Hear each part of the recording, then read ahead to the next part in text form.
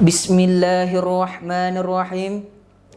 Assalamualaikum warahmatullahi wabarakatuh. Alhamdulillahi rabbil alamin. Ja'ala Ramadana sayyidas suhur. Unzila fihil Qur'an hudal linnasi wa bayyinatin minal huda wal furqan.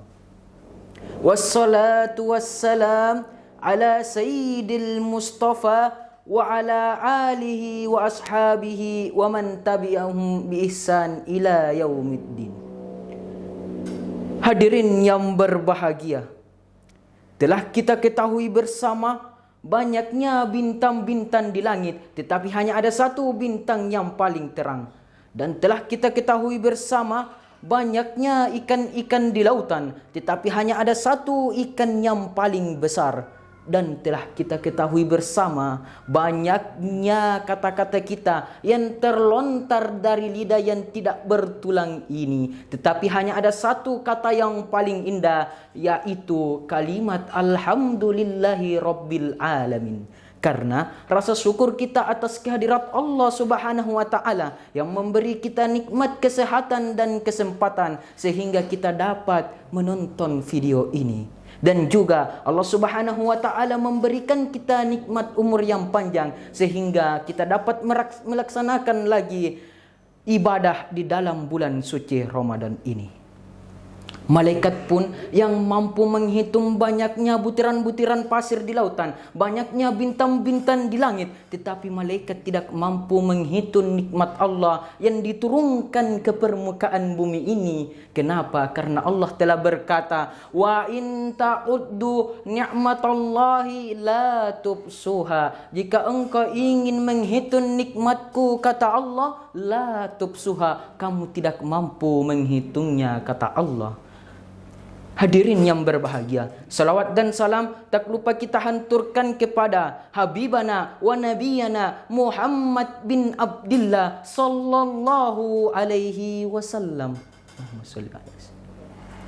Adalah Nabi yang mengantarkan kita dari zaman naik onta menuju zaman naik Toyota. Dan dia juga Nabi yang diutus ke permukaan bumi ini hanya untuk menyempurnakan akhlak budi pekerti umat manusia. Dengan kata lain, innamal bu'istu liutammima makarimal akhlak.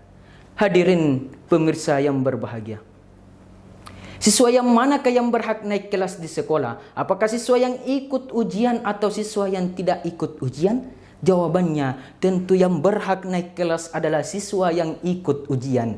Jadi, kalau kita diberikan ujian oleh Allah berupa kesulitan hidup, itu tandanya kita akan naik kelas. Tidak disebut seseorang sebagai pemimpin yang hebat kalau ia tidak pernah menghadapi krisis atau masalah besar. Dan tidak disebut seseorang sebagai pelaut yang handal kalau ia tidak pernah menghadapi ombak yang besar dan bergelombang. Jadi, kalau kita diberikan ujian oleh Allah, itu pasti ada kebahagiaan yang disimpan oleh Allah Subhanahu wa Ta'ala. Hadirin yang berbahagia, ada seorang anak kecil yang meminta kepada ibunya untuk dibelikan gula-gula yang manis. Lalu ibunya tidak membelikannya. Maka sang anak itu berpikir, ibu saya jahat, ibu saya sungguh tidak baik. Gula-gula yang manis kok tidak dibelikan. Kenapa? Karena pikiran seorang anak kecil itu masih sempit dan jangka pendek. Sementara pengetahuan seorang ibu ini luas dan jangka panjang memikirkan anaknya. Kalau anaknya diberikan gula-gula yang manis pada waktu yang kecil, maka akan berbahaya dan giginya bisa berlubang. Begitu juga di dalam kehidupan ini, banyak orang yang diuji oleh Allah Subhanahu wa Ta'ala berupa ujian hidup, tetapi dia berkeluh kesah, ya Allah, ujian ini berat, ujian ini menyulitkan. Kenapa? Karena pikiran manusia itu sempit dan jangka pendek. Sementara pengetahuan Allah al-wasi'u, maha luas dan tidak terbatas. Maka inilah yang dinamakan sesudah kesulitan ada kemudahan. Sampai Allah mengulanginya di dalam Al-Quran 2 kali. A'udzubillahi minasyaitonirrajim. Fa inna ma'al usri yusra, inna ma'al yusri yusra. Sesungguhnya sesudah kesulitan ada kemudahan, sesudah kesulitan ada kemudahan. Di dalam tafsir Al-Munir yang dikarang oleh Profesor Dr. Wahbah Az-Zuhaili pada halaman 577 jilid 15 mengatakan bahwa di dalam ilmu balaghah, ihtina'ab mengulang kata demi kata agar maknanya itu merasuk ke dalam hati. Dan kata al-usra di sini dimakrifahkan menjadi umum satu, dan kata al-yusra di sini dinakirahkan maknanya mutaaddi, berbilang. Berarti satu kemudahan, satu kesulitan itu ada dua kemudahan. Hadirin yang berbahagia, ketika Presiden pertama Republik Indonesia wafat, Soekarno, ulama yang memimpin sholat jenazah adalah Buya Hamka. Selesai memimpin sholat jenazah dan mendoakan keselamatan Soekarno, orang-orang bertanya kepada Buya, "Wahai Buya, apakah kamu sudah lupa bahwa semasa hidupmu Soekarno lah yang memasukkan kamu ke dalam penjara? Kenapa Soekarno wafat, Buya malah datang memimpin sholat jenazah dan malah mendoakan keselamatan Soekarno?"